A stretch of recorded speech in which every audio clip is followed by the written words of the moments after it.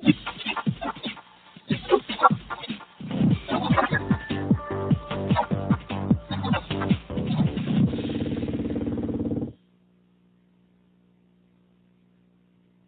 and gentlemen, please welcome Chris Matthews.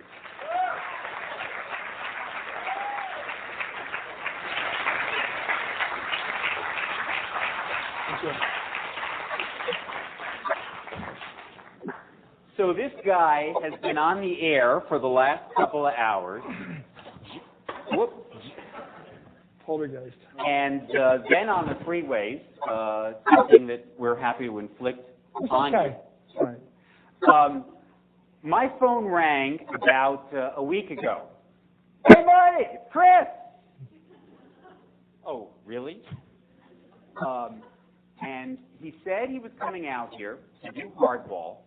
And the second thing he said was, I would really love to be able to come down to USC and get together with some students.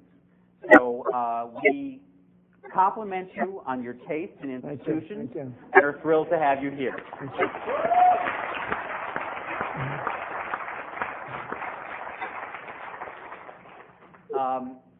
The first question I'd like to ask you, Chris, and the format's going to be we're going to talk. So respectful, Mark. We're going to, well, we'll get there. We're going to talk. We're going to take questions. We'll talk. We'll interrupt, etc.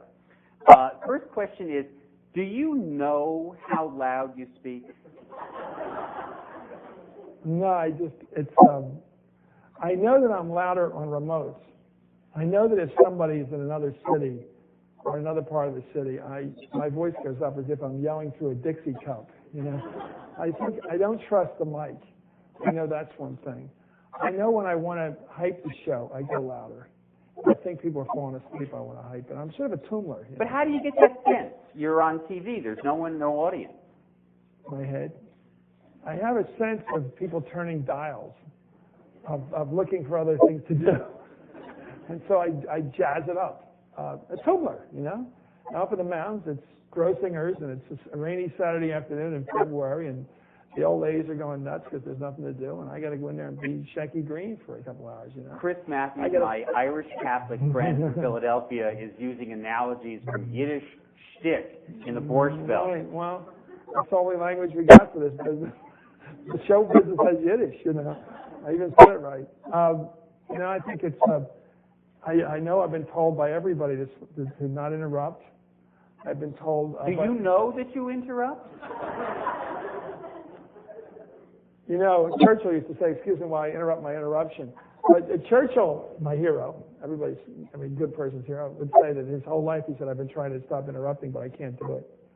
I don't know. It's coming from a big family. It's bad manners. It's keeping the ball rolling. It's the realization, now here's the case for it, that people on television, if you guess, talk after they've stopped saying. They keep going. And they fill the time. It's like a police interrogation room. The trick is to just give them silence and not keep talking. And so I always try to listen with my tongue. Gotcha. You know, I listen in cableese. Like you're talking cableese, you're writing cableese. I hear in cableese. And so when I get the gist of it, I move on. And it works okay sometimes, but it drives Southern people and older people crazy. But I never hear any complaints from Philly, where I grew up. The more, you know, faster-paced intellects from the big cities, you know, Philly and Trenton, Camden, places where I grew up, everybody talks like, you know, fast. Like it sounds like Spanish and English. You know, we talk fast in Philly compared to everybody else. So. Do you think that, big families too? Do you think big families? Do you think that your style of talking has had an influence on cable news and other news interview styles, talk shows? Yeah, because I think people think faster, much faster than they and hear much faster than people talk. And let me give you the history of this a little more academically. In the 1930s, when big Orpheum theaters were being built, the big Warner theaters, the big modern theaters with fantastic acoustics came into being around the country. The great legitimate stage actors, Ronald Colman and people like that who had grown up and went to Carnegie School, whatever, that perfect English elocution. And they were told, and it was Martin Kaplan who figured this out, that because of the beautiful acoustics here and the amplification system, you don't have to be Ronald Coleman, you don't have to be John Barrymore to reach the last row. Nor do you have... Those were the Ben Afflecks of another year. Nor do you... So what people learned is that you can be Jimmy Cagney, Pat O'Brien, Jimmy Rewrite, sweetheart. That fast-paced way that people talk, coming off of each other. And that was a faster clip than people had been used to in the Broadway stage because of the fantastic amplification system. You can talk real fast and people pick it up. Ronald Coleman wouldn't talk like this. He'd be really boom, boom, boom. So, and then I think in the 60s, when people got used to television and quick cutting, where you'd be watching a commercial or you'd be watching, say, fast commercials, fast cuts from one thing to another, people learned the shorthand of visuals so that they could hear quickly how things would change and they'd be able to move quickly through ideas. I always talked about the example 20 years ago, L.A. Law, which I used to watch like everybody watched those movies, those shows the first couple of years, and they're always good. Hill Street, that, you know, so they always had great 3-year runs. Then they stayed on. But, yeah. Then I think, like, my wife would go off and work, and she's an anchor woman. She'd come back, and I'd say, I got to tell you what happened on LA Law tonight. And you'd be reviewing with her 3 or 4 significant plots. All took place in 42 minutes, maybe a minor plot here or there. It took almost as long to replay the show, you know, as it did to watch it, because people were being introduced to new characters quickly. People are so quick on the uptake today that they can pick up a new character, a new plot so quickly. So I think people do talk faster because they hear faster, because they're used to quick cutting. Our minds are like, imagine watching a pro basketball game and you just got here from another country. How can they throw the ball that far and hit that little spot? How do they do it? How can they move so fast? How can people type? Do you watch somebody type? How can you type? It's impossible to type that fast. People learn how to do things very fast. Horowitz on the piano or something. I think people in this country have learned to listen real fast, really fast. There is a case to be made, tell me what you think of it, that there are certain kinds of issues which are complicated, and that if you deal with them in this fast-paced, quick cut, back and forth, he said, she said, no, that you don't and can't do justice to the subtleties which are inherent in those arguments. It's possible. I mean, I had a band leader in high school who said if you can do it fast, you can do it any speed. Speed is your test of how good you are. I agree. I think there's a mellifluous sort of FM DJ voice in the middle of the night you might want to listen to in the car. Bustamante has it. It's not working for the guy. He's got a beautiful mellifluous voice. He's the best spoken of all the candidates. Beautiful voice. Speaks slow, a little condescending. But I didn't think so, what everybody else thought he did. I think that in the middle of the night, this is beautiful music. Stay with us for the evening. We'll be here till 2 in the morning. Quentin Quaalude, your host. I mean, I think that that's one way to talk. Talk. Tom Wolfe, you know, Tom Wolfe, new journalism, I think. I'm not going to sell it because on weekends, this new show, I've been described as Clark Kent on weekends. Really a much more deliberate 4-person panel, all journalists. Yes, someone said they thought you were on Quaalude. I know.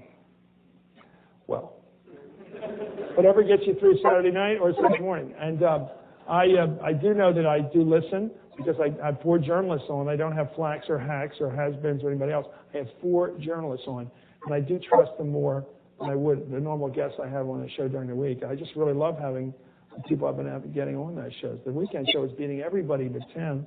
I've only been on a year. We're killing Georgie Porgy, which is nice. And Porgy. Stephanopoulos. Didn't I finish the name? No, we're beating him well. We're really beating him. Is anyone here a working member of the press? That's okay. Anything's good. And then, you know, so I think the weekend show is just a different pace. I mean, the weekday Hardball is just let's play Hardball. I wrote the book in '88. I came up with Let's Play Hardball the first couple of months or something. I just came out of it one night. I just said it one night, let's play Hardball, and then it became the show. And the fast-paced stuff is what I guess is my trademark. And Tim Russell the other day said I'm a national cultural icon. Well, because of Saturday Night. Well, because Darryl Hammond does me better than anybody. And Darryl said that Lauren Michael, the producer of that show, said that do Matthews, you're a cougar up in a tree, and you get out and you get out like this. He puts his chest out like this big cat, and he waits for somebody, and then he leaves. And that's how you do me. And that's not great, the fact that he put so much thought into it. But he also has my ridiculous hack, that thing I do, that ridiculous laugh I picked up from a friend of mine I used to work with, the general counsel at Sept. Kirk O'Donnell. He died a couple years ago. I picked it up completely from him. And the sort of the way I do things, it's idiosyncratic, but I guess it works. We first met when we both worked together in the Carter White House. We were in the White House mess. You were a kid from South Philly. How'd you get there? Well, actually, I grew up in a really sort of Irish, Polish, I guess, neighborhood in Philly, row houses. It's changed. I took the kids back there to see. It's a little rough, little drug action stuff, and I took them back there to see the neighborhood and put their little St. Albans peacoats on. And the irony is that my grandfather used to wear a peacoat to the factory at night. So now the kids, when they go to the prep schools, dress in the same coat that my grandfather wore to the plant every night, you know. He wore a cap, just like in the movies, the old Irish guy, Charlie Shields, with the cap and the peacoat, and went off to the plant every night, and was the Democratic committeeman for that area. And so you grew up in a... There, and then we moved up to northeast Philly. If anybody knows Somerton, it's right near Bucks County. It was nice, very nice. You know, all sorts of cows out back and everything, classic suburbs and changing suburbs. And then I lucked out. And then I went to LaSalle High School, and I went to Holy Cross, and then I went to North Carolina Graduate School at Chapel Hill for a year, and then I went to Peace Corps in Africa, and for 2 years I was a trade development advisor. I was teaching business to Africans in Swaziland. It was fabulous. I had a Suzuki 120, and I bobbed around the country and did everything. I hitchhiked all the way through up and down Africa by myself one time, right up the East Coast. I mean, the ballsiest thing to do. I mean, today, I don't know why I did it, what I was thinking of. I just said, I think I'll go out and hitch in Africa. Did you let your kids do that? Oh, I think it's crazy. I had no plan B. I mean, if I didn't get a hitch, where was I going that night? I don't know what. I'd be sitting there in the dark somewhere on some side road. But that was a great experience. I went to Israel for a month, hung out there in the old city, and then I stayed in an Arab hotel for $1 a night. And then I came home and worked as a Capitol policeman. It was the first job I could get, working for a senator, because in the old days you worked as a cop or whatever, mailroom, whatever kind of job, as what's called patronage, you know. And I became a legislative assistant, and then I for a Democrat? For Democrat Frank Moss from Utah. He just passed away. I just spoke at his testimonial. And then I went and worked for Ralph Nader for a while with the Capitol Hill News Service. There's 4 of us he picked to cover the Hill and cover things like campaign spending and stuff like that. It was tough. Then I went and worked in a campaign in Brooklyn for a guy named Sam Beard. He was Peter Beard's brother, the wildlife African photographer. And then I went and ran for Congress myself against an incumbent Democrat, Joshua Arlberg, in Northeast Philly, and I lost, but I did pretty well, 20-some%. And then I came back and worked for Senator Ed Muskie. My old boss, Frank Moss, put me up for that job, and I worked for Muskie for 3 years. And then on the Senate Budget Committee, and I worked, which was pretty interesting. And then I went to the White House. And at that time, how old were you? Well, I came out of the Peace Corps at 25, 28. At 28, I was working for Muskie. And then I went to the White House at 31, and I was... And I met Rick Hertzberg, who became chief speechwriter, and we were pals. And then when he moved up to chief speechwriter, because Jim Powers left to go to Atlantic, he put me up for the job. And my tryout was to write the Catholic Charities speech. I was the only Catholic in the speechwriting staff. So they let me write. The dinner? No, it was the Catholic Charities Dinner, the big fundraising in Washington. And I did somebody helped me write something. I wrote some poetry, and I knocked that baby out, and they liked me, so I got to be a speechwriter. And, you know, it was a great job. I mean, you were at Mondale later, but I tell you, there's nothing like being a presidential speechwriter. It was my favorite job of all time, because you're on that plane, the plane's taking off, and you're with the old Selector 2 knocking out the next remarks for the next stop, and crazy Pat Caddell is approving everything. Isn't it amazing? Pat Caddell, you know. Who does he look like? Who was the advisor to the Romanovs? What was his name? Rasputin. He looked just like Rasputin.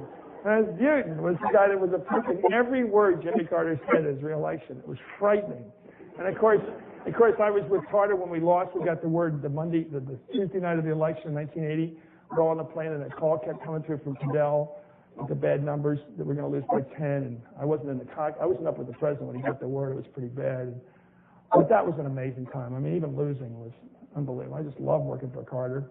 And the 444 days of the Iranian hostage crisis did put a wet blanket on it. Well, we knew we were in trouble when we were in Ohio somewhere, and Rick Hertzberg, and it's sort of Rick Hertzberg, now the editor of the New Yorker, then speechwriter. And Rick would, it's kind of old tech, but when the Air Force One would land, that's when they could plug in TV. So you plug in the TVs on the, so you quaint old days. You couldn't get it in the air. No TV. computers. No computers. Electric typewriters. Rich turned on the news and watched the news that night with Cronkite. We did have cars. And the Cronkite led the news that night, not with election the next day, but with the anniversary of the hostage crisis. We were screwed, and we knew it. If all the people were focusing on how miserable the hostage crisis was, we were going to get down and shoot her, and we did. And he had to tell Carter when Carter got back on the plane what was on the news that night. That's all you do is campaign to get on the news, you know. And we're flying across the country, and we leave like East St. Louis, which is a minority community and very democratic, and that's in Illinois, our last stop. As we head westward with Carter to try to pick up some other states as the time zones elapse. And as we're flying from East St. Louis, Illinois, right, all the way to Portland, David Rubenstein, who was on the plane with me, he's now in the Carlisle group, somebody said to him, "Why are we flying over all these states, and why don't we stop somewhere?" And he said, "Because there's not a single state we're going over. We have a chance in Helen County." So we go all the way to Portland, Oregon, and then this is Carter, and then we get to Seattle, and Carter gives a great speech. It's irony in politics. He finally gives a great speech. And there was a big airport, and Magnuson was there, and he gives I guess the acoustics were right, it was reverberating. Carter gives this great speech. We get back to the plane. It's the first time Carter ever had a drink with anybody. And Rick says, "Well, Mr. President, you've got your stump speech down." That's the night before he's about to be canned. A little humor on the plane. It was a great job. I loved it.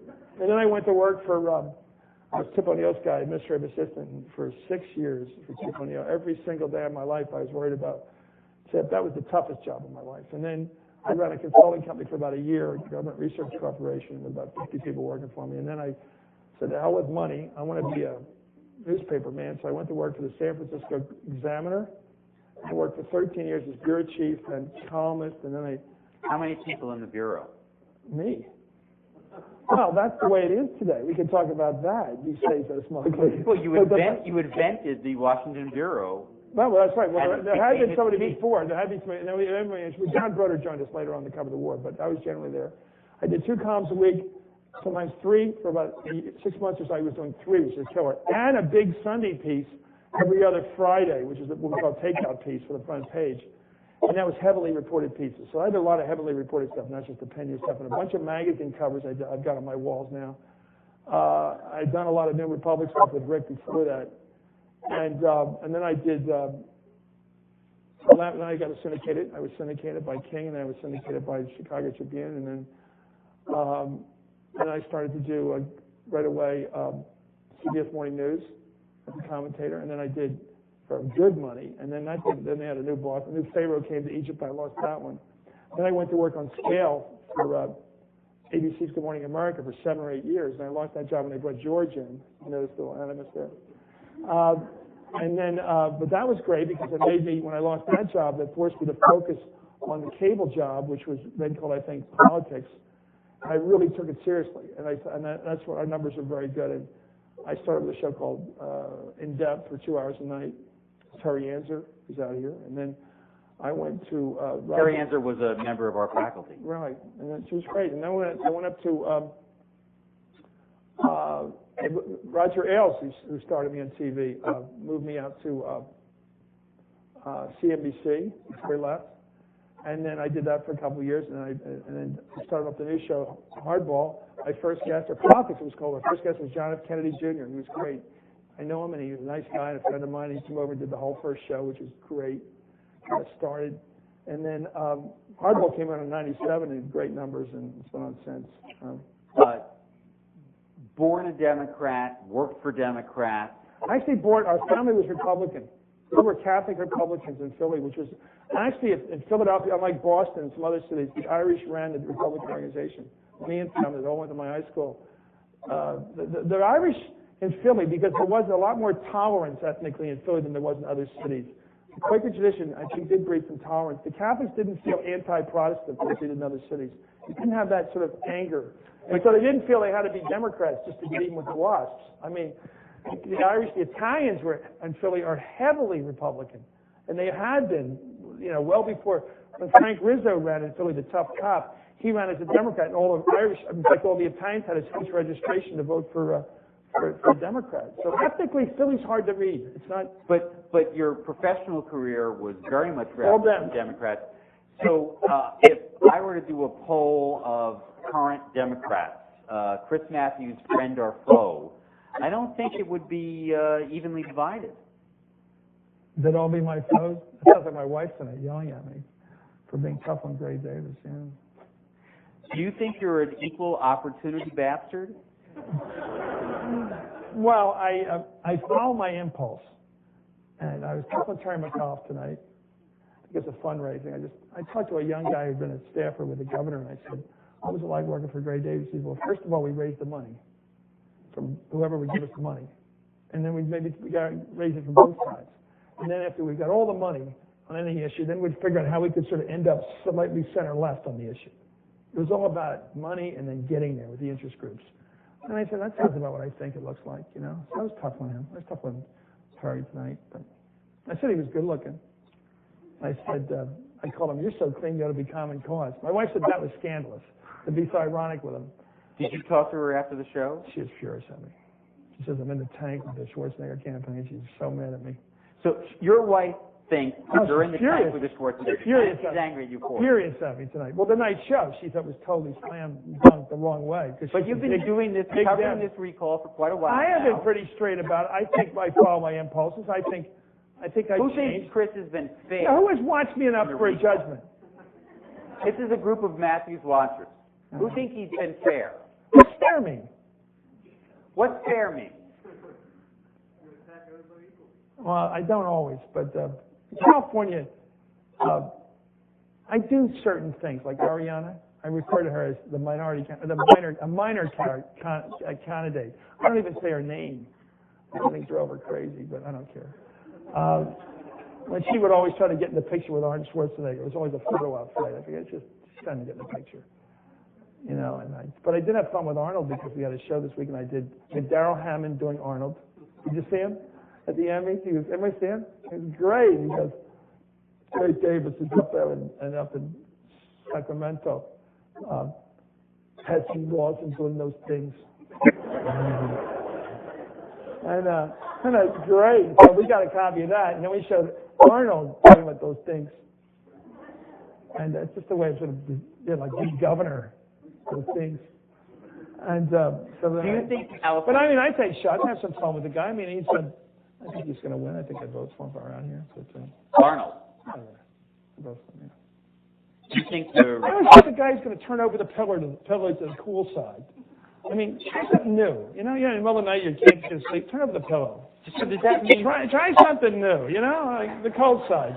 Does that mean I just had it with the other side. I've been on that side of the pillow for all night, and I want to feel a little refreshed. So is amusement and theater more important to you? No, not theater. Refreshment is bigger than theater. It's a sense of rejuvenation, and I think politics needs rejuvenation. I think that Thomas Jefferson was right when he said a little revolution now and then is good. It's like a thunderstorm in nature. You need to shake things up. And I think that Hiram Johnson probably was right. You don't think experience matters in that Experience in surgery, yes. In flying an airplane, yes. In being independent, I don't think you get experience in being independent by being dependent. And I think you do get schooled in a certain kind of hackdom in politics. Because every year, just to survive, you have to raise money from the same interest groups. And if you're a Democrat, those are well known. If you're a Republican, those are well known. And if you go away from the blue plate special, if you do anything that isn't appropriate to those interest groups, you're held to account. And so after a while, you just say, oh, the hell with it. I'll vote for labor. I'll vote for Israel. I'll vote for the trial lawyers. I'll do it. It's easier. It's just easier than thinking. And be independent, because who wants to pay hell for your friends that gave you the money? So I'll do what you want. Here's your 100%. Do it. After a while, you just give up. Are you confident that Schwarzenegger would be I'm not confident, but I think a guy who's not there for his career who could probably go back and make a buck somewhere else. I don't know. My bet is, all I say is, we know what the other side can do. I don't quite understand Bustamante's performance, though. I was impressed by him in the early debates when he was in without Schwarzenegger, and something happened. What is it? It looked like he was throwing in the towel. That's last Thursday. Why did he sit there so disapprovingly and sort of diffident? What's your theory? I don't have one. It's almost like in an old boxing movie. It ain't your night, kid. You know, I mean, who said it ain't your night? You got it. I mean, he's going to be within 5 points, and we think it's going to be close. A little extra effort there. You don't believe the CNN Gallup poll? I think tonight at 10 we're getting the LA Times. Yeah, we got to look at that. I think professionally, I'd take all 3 polls, Field, LA, and the Gallup, average them up and see what you get, because they've been very disparate. I mean, I think that the LA poll seems to be more pro-Democrat. You never know what goes into their sampling and screening. But the other one may be screened too hard to the Republican side. They skew it. They said 46% Republican turnout. That's high in this state, 35% registered Republicans. So why'd they skew it? But then again, you hear their argument. Tonight on the show, if you go to the people that go to a movie want to see that movie. The people who vote in this recall want the recall. They're going to show up to do it. The people that don't want the movie aren't going to go to the movie. And this movie is recall. And so I think that, and I don't know where the votes are going to go in the more sophisticated suburbs. We have a lot of moderate Republicans and sophisticated Democrats, sometimes liberals. Are they going to go for Bustamante? I don't see it. So what are they going to do when they get in there and they have to vote the second half of that ballot? They're going to go, yeah, some people, working people might go straight Democrat, labor people, because you're supposed to be straight Democrat. But the independent, softer Democrat, a weaker Democrat, we call it, who thinks for their own self, they'll go, I don't know, Bustamante doesn't show much. He's got very high negatives. They might go with Schwarzenegger. So I think some no votes are going to be for Schwarzenegger. It's going to be weird. And some yes votes will be... A good moment to interrupt. No, I don't think any yes. I think the yes votes will go to the Republicans. Yeah. There are mics on both sides here, and just because we're filming this, we'd love to be able to actually have your voices amplified. So if any of you would like to play hardball with Chris Matthews or softball, please come to the mic, and we'll continue the conversation up here, but I'd also like to invite you all to join it. Yes, Eric. Hi, Chris. Hi. One of the things we've read in the LA Times is... By the way, he keeps his wife up by watching the rebroadcast of you. 11 o'clock, she didn't get any sleep. All right. One of the things we... Better me than you, huh? Yeah, that's right. We read in the LA Times is how Cruz Bustamante is keeping a limited campaign schedule. It's been reported a couple different times, 1 or 2 events a day, in contrast with Arnold Schwarzenegger, who's crisscrossing the state, albeit in staged events, but still, I'm struck by the contrast. You got Schwarzenegger, who appears vibrant and dynamic, out there, usually in a short-sleeved shirt, doesn't wear a tie often, and then Cruz, who seems to be more sheltered and often sort of not in touch with the voters, very much the establishment, and I'm just curious on your thoughts. Well, I wrote a book called, 2 books ago, one was called Now Let Me Tell You What I Really Think. One of the early chapters is my definition of who wins presidential elections. And it's probably true out here. And it's so ephemeral, superficial. And you can usually predict, with exceptions like Nixon in '68. I call it the man with the sun in his face. If you close your eyes and imagine a candidate outside with the sun in his face, he wins. If you imagine the candidate inside of the desk, he loses. So the caucuses and Doles and Deweys and Stevensons, they tend to lose. But the guy with the sun in his face, whether it's Eisenhower or it's Kennedy or it's Clinton, it's Reagan, or it's this guy, they love being outside. There's something cowboy in our culture in this country about, Bush may be as light as a feather, but the fact is when he campaigned, he always campaigned with that sort of pseudo cowboy jacket, the rich guy's jacket and the boots, and the best scene in the whole movie in the campaign was him sitting there, standing at the North 40 overlooking the fence, the North 40 at the fence with Colin Powell. I said, this is the best picture of the campaign. him with a guy everybody loves, going pound together, two guys checking out the ranch. I said, this is it. But every time he puts a suit on, he looks like Alfred Newman. And we didn't mention Simon, but everyone else except Camejo until now. I was just wondering, like how does that? Well, it's hard. Last time around, Gore fought the Green Party. He fought them from 9 down to 3, and the Democrats are always going to see the Green Party as a threat, and because the last election was probably Gore won the popular vote by poaching on the Greens, taking 6 out of 9. I mean, that's a hell of a grab. Nader was flying high there, especially out here, and then he went out and became populist and got very tough and fierce on his sort of economic populism, and Gore went back and grabbed it from you guys. I just think it's always going to be a competition, like Republicans and Libertarians. I just think this country seems to have a two-party nature. It separates us from the French, whose political parties are very hard to figure out right now. And we're like the Brits. We're like the Brits. Or like Israel, they're a two-party system, but they're got so many parties. They're two coalitions, they're two blocks. They have Likud bloc and Labor, but Canada is all gotten fractured now with the Reform Party of the West. I just think the American people like the two-party system, and it's become more ideological. When I was growing up, there's a lot more Republican moderates and liberals. John Lindsay, Jeff Javits, people like that, they're all gone.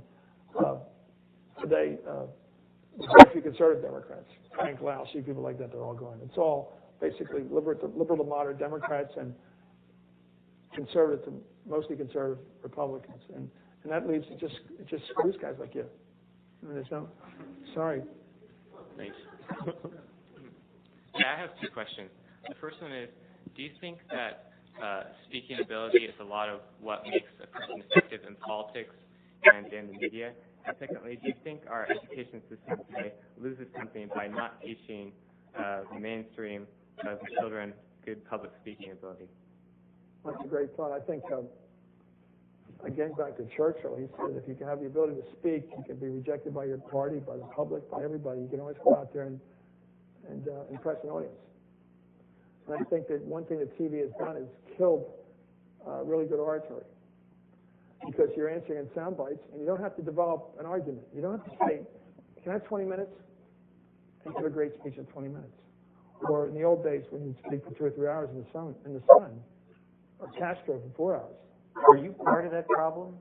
I think I've given now, I gave 4 commencement addresses this year. No, I don't mean you. I mean what you do to your guests.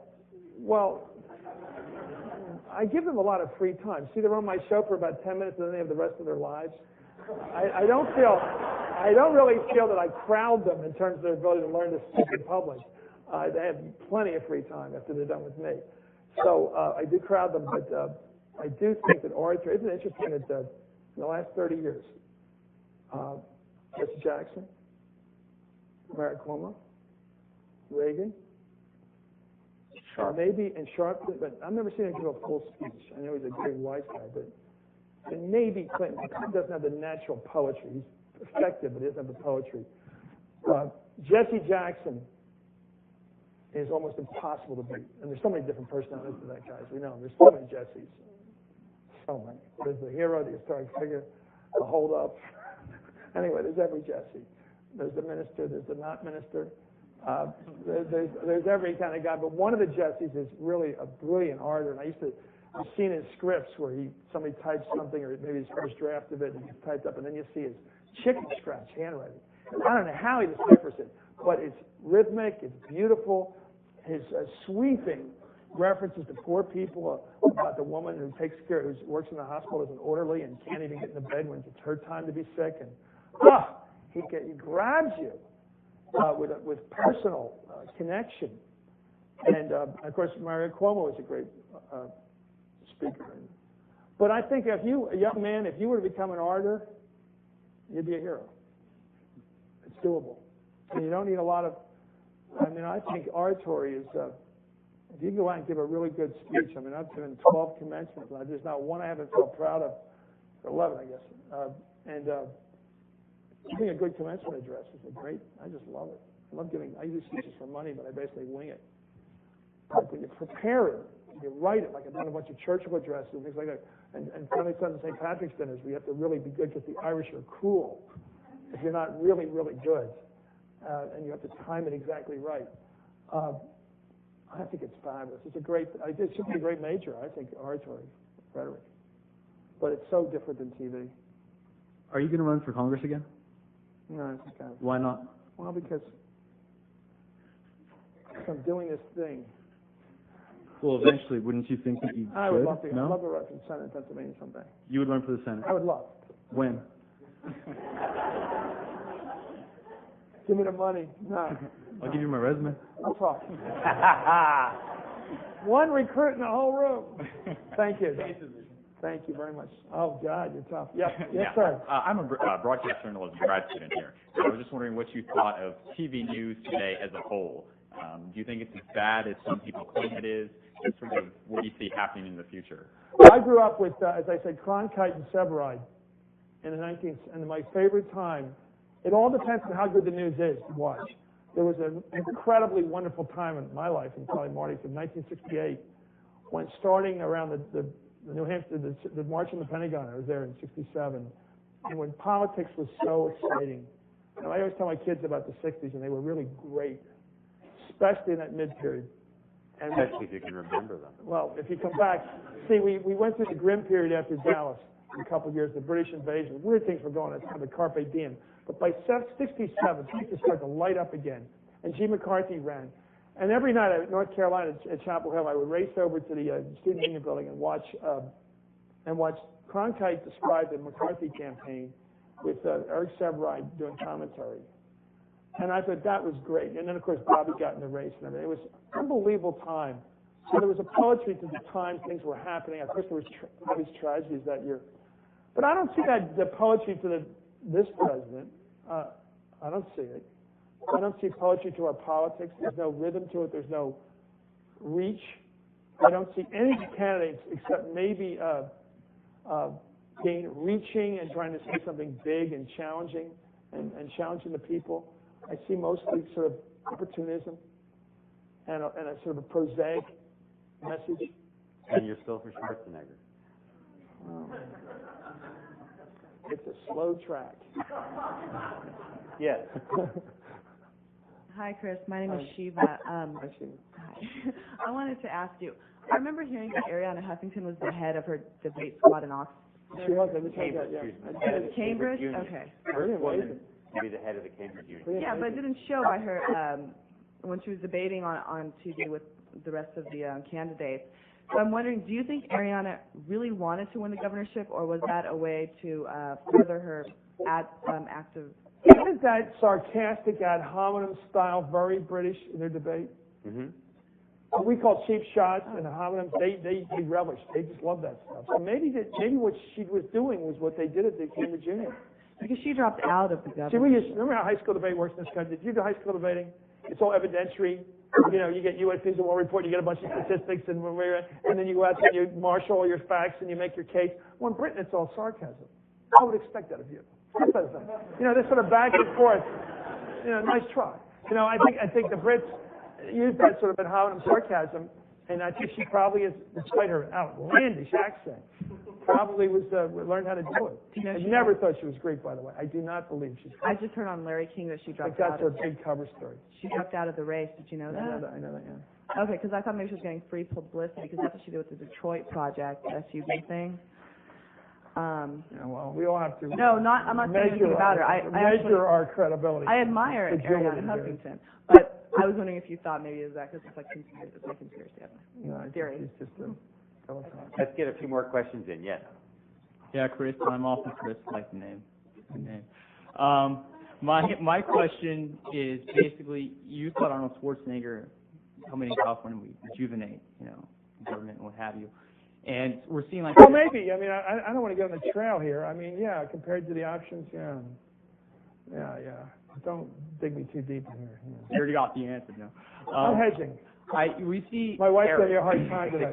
My wife gave me a real hard time for being... Binary, Chris. For carrying it. I mean, really hard time. But you see, like, entertainment and politics like fusing together. To me, that's what I think that almost everything in life there's an entertainment factor.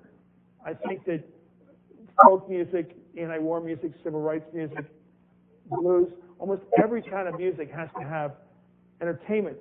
Sure, there's a message to being a Western singing country music, but there's always, it's fun. It's fun. It's an anodyne to sing anti-war stuff. It's an anodyne to sing folk music for civil rights. You feel good. Bob Dylan used to say that. I'm not a serious guy. I'm an entertainer. I think politics has to be, if it's really good, it has to be fun. It has to enlighten. It has to grab people. I feel good going to an anti-war demonstration. I feel good voting for this guy. I feel good he's in office when I get up in the morning. I love reading him in the paper. This guy's a leader. LaGuardia, Roosevelt. And people like real leaders are fun. Giuliani, that's good.